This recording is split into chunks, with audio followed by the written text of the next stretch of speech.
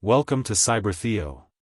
In today's tutorial, we'll explore the fascinating story of Vlad the Impaler, the 15th century ruler of Wallachia whose legacy inspired one of the most famous literary villains of all time, Dracula. We'll uncover the real history behind the myth, separate fact from fiction, and understand why Vlad's reputation endures to this day. Who was Vlad the Impaler?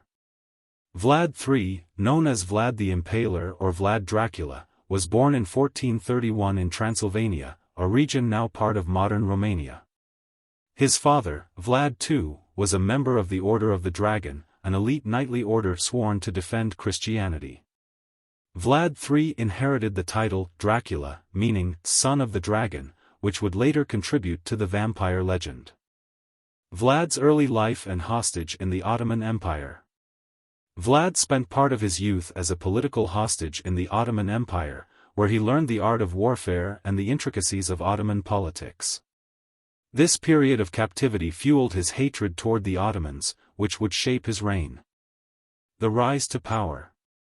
In 1448, Vlad sought the throne of Wallachia, a region caught between the powerful forces of the Ottoman Empire and Hungary. After a series of political struggles, he became Prince of Wallachia in 1456. His rule was marked by his commitment to defending his kingdom from both internal and external threats. The infamous Impaler. Vlad earned his fearsome reputation through his use of impalement, a brutal form of execution where victims were pierced with long stakes and left to die slowly. This method was not only used to punish criminals but also to intimidate invading forces, particularly the Ottomans. The most famous account describes Vlad impaling 20,000 Ottoman soldiers, creating a forest of the dead to deter enemies. The political context of Vlad's reign. Vlad's cruelty cannot be understood outside the political landscape of 15th-century Eastern Europe. Wallachia was constantly under threat from the Ottoman Empire, and Vlad's harsh tactics were partly a response to the need for swift and brutal control. His reputation spread far and wide, with both enemies and allies fearing his methods. Vlad's death and legacy. Vlad's reign ended in 1476 when he was killed in battle, although the exact details of his death remain unclear. He was initially buried at a monastery in Snagov, but his remains were never found. His legacy lived on in folklore, with tales of his brutality spreading throughout Europe. Vlad and the Dracula myth. The association between Vlad and the fictional vampire Count Dracula began with Bram Stoker's 1897 novel Dracula. Although Stoker borrowed Vlad's name, the character of Dracula was a purely fictional creation with little connection to the historical figure. The myth was further fueled by Vlad's notorious reputation and the exotic allure of Transylvania. Fact versus fiction: what was Vlad really like? While Vlad was undoubtedly ruthless, historical records suggest that he was also a highly effective ruler. His strict sense of justice and ability to maintain control over a chaotic region were admired by some, particularly in Romania, where he is still regarded as a national hero. However, his brutal tactics earned him an enduring place in the darker side of history. Conclusion. Vlad the Impaler's legacy is a striking blend of fact and fiction, with each playing a role in shaping the man we think of today. Historically, Vlad was a ruthless and determined ruler, navigating a region torn between the expansive Ottoman Empire and the Kingdom of Hungary. His tactics, though brutal, were a reflection of the violent era in which he lived, an age where survival often required harsh measures. Vlad's impalement of his enemies was not just an act of cruelty but a calculated strategy to instill fear and maintain control over a volatile region.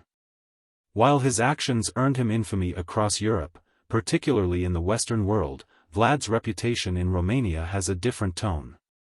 To many, he is considered a national hero, a leader who defended his land against foreign invasions and imposed justice, however severe. This duality in his character demonstrates the complex nature of historical figures, where one person's tyrant is another's protector.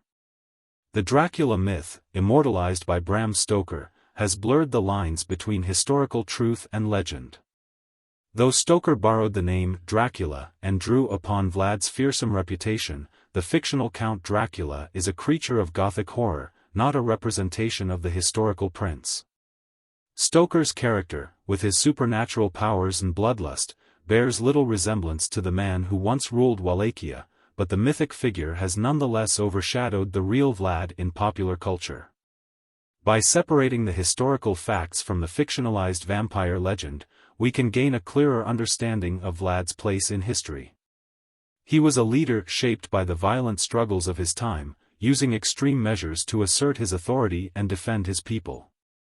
His enduring legacy, whether seen as a bloodthirsty tyrant or a determined ruler, reflects the power of storytelling and the human tendency to elevate historical figures into something larger than life. In the end, Vlad the Impaler's story offers a window into the complexities of medieval warfare, politics, and myth-making.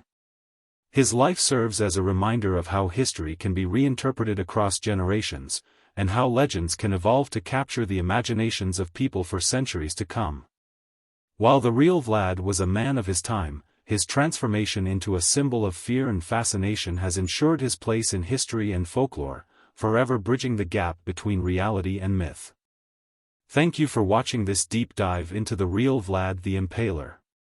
If you found this video informative, don't forget to like, comment, and consider subscribing for more historical insights and tech tutorials. Check my links below for additional resources on today's topic. Thanks for watching Cyber-Theo.